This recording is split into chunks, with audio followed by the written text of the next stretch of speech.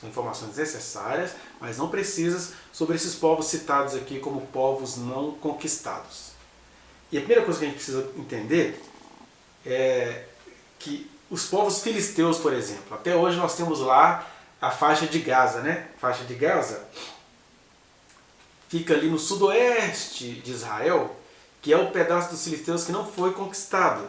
Mas o que nós temos aqui de informações mais ou menos relevantes acerca dos povos filisteus, que eram também cananeus, né?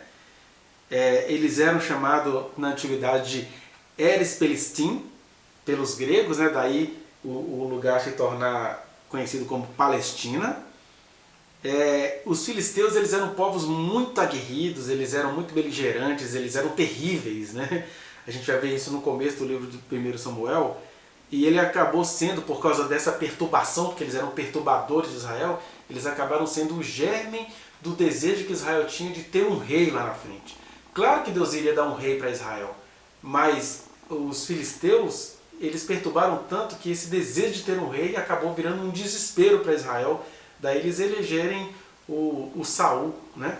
Sempre nós vamos voltar, quando a gente falar de Canaã e de cananeus, vamos voltar àquela história que está lá em Gênesis, no capítulo 9, do 24 ao 27.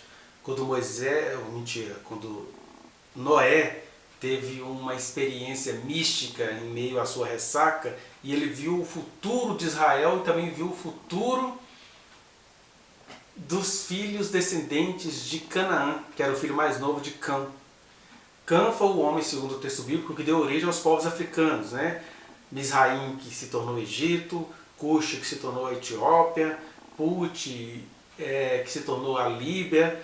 Ou seja, aquele norte da África ali foi povoando a África abaixo, o continente africano.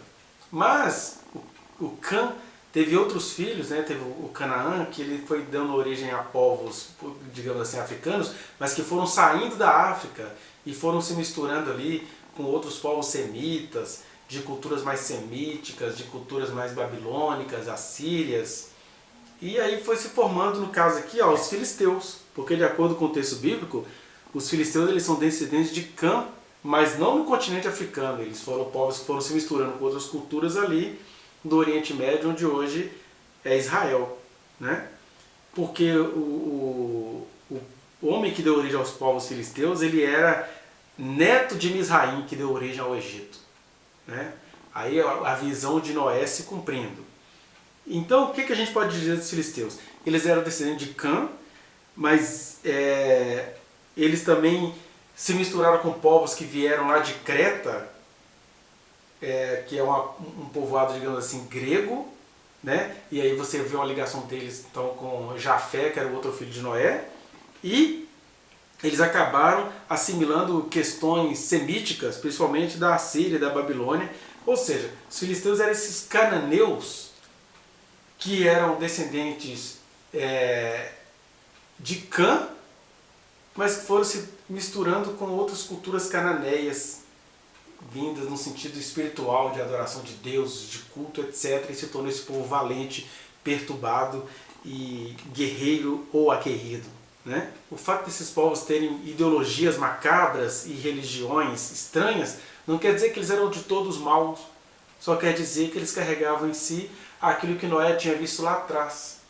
Eles precisariam uma hora deixar de existir, mas eram todos seres humanos criados à imagem de Deus e que Deus providenciou salvação para eles, porque como diz o livro de Tiago, a carta de Tiago, toda boa dádiva e todo dom perfeito procede do Pai das luzes. Então o ser humano mais macabro que você conhecer tem em si a imagem estilhaçada do Criador, e não foi diferente com os povos cananeus. Eles tiveram proeminência na arquitetura, nas letras, na imprensa, em um monte de coisas, na alfabetização, nas palavras, e eles foram se misturando com a sua cultura e religião, mas não quer dizer que todos eles eram povos perdidos. Eles apenas entenderiam determinada linguagem de salvação.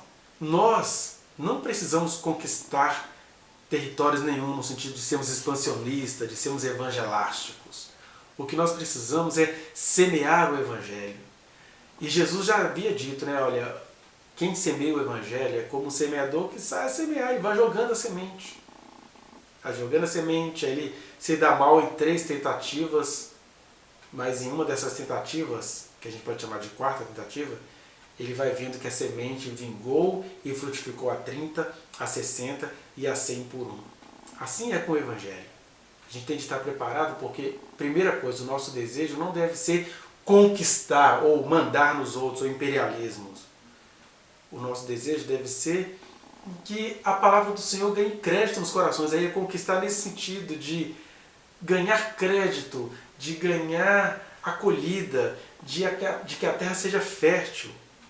Mas mesmo a gente tendo essa consciência, nós não podemos deixar de entender que, como diz o apóstolo Paulo, um semeou, outro colheu, mas é Deus quem dá o crescimento. Por que o crescimento pertence só a Deus? Porque você vai encontrar aí no anúncio do Evangelho corações filisteus, é gente aguerrida, como esses crentes do Brasil atual que fazem guerra, que querem conquistar o poder, que querem ficar ali, gente que vai dando lugar ao espírito do anticristo porque eles acham que tudo é na base da pancadaria e de acordo com o artigo 5º da Constituição tem direito de expressão. São os filisteus gospels, digamos assim, né? Você vai ter que aprender a conviver, mas a gente não pode perder de vista o que Deus falou a Josué. Olha, há muita coisa para possuir, há muito o que conquistar. Então, não é para a gente ficar acostumado a essas situações, mas é também a gente ter a humildade de aprender com eles, negociar com eles e entender que o nosso dever é semear, não é impor. É plantar, não é implantar. E sempre agradecer a Deus que dá o crescimento, inclusive dá o crescimento a nós através dessas tecnologias desses povos que vieram para deixar de existir, no caso aqui os povos literais cananeus, mas que tiveram muita coisa humana, científica, tecnológica a ensinar a Israel. Na verdade, Israel iria aprender isso com outros povos, como aconteceu no cativeiro assírio, babilônico, e grego e romano, mas eles ficaram ali domesticando cananeus que não deveriam ter sido tolerados. Então você vai sempre vendo essas idas e vindas. Você vai ver um Davi que teve uma existência aguerrida contra os filisteus. Você vai ver os profetas denunciando a aliança nojenta que o rei Acabe fez com os sidônios. Mas você vai ver a paz e a sabedoria de Salomão em receber os sidônios. Então tem todas esses meandres. Mas pregar o Evangelho é passar por esses territórios perigosos, mas que a gente precisa saber transformá-los em salutares para nós. Para que a gente também não transforme a vitória que o Senhor quer nos dar em obsessão por massacrar, em obsessão por possuir, em obsessão por comandar. Não é hora de igreja estar no poder, é hora de igreja ser sal.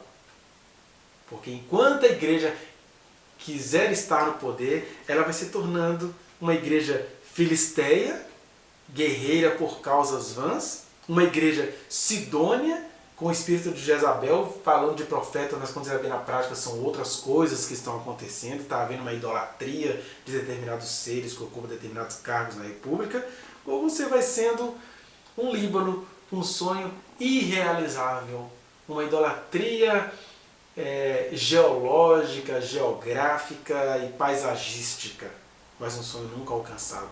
Semear é não ter obsessão por possuir, mas semear é também vigiar para que a nossa semente não seja engolida por espíritos filisteus, por espíritos sidônios, por espíritos de Tiro, por espíritos de Líbano, de Jesuritas e Maacatitas.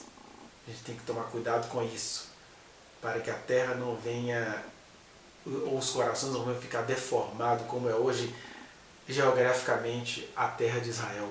Um território deformado. Eles não deram conta de cumprir as promessas do Senhor, porque eles não deram conta de ser plenamente do Senhor. Enquanto isso, Deus vai salvando a israelitas e a árabes, é o pessoal da faixa de Gaza, da Transjordânia, da Cisjordânia, porque no final das contas Deus só tem compromisso com corações. Vá no link que está aqui na descrição e acesse a reflexão na íntegra. Não se esqueça de dar o like nesse trechinho de vídeo, compartilhá-lo e se inscrever neste canal, apertar o sininho para você receber as notificações. Muito obrigado.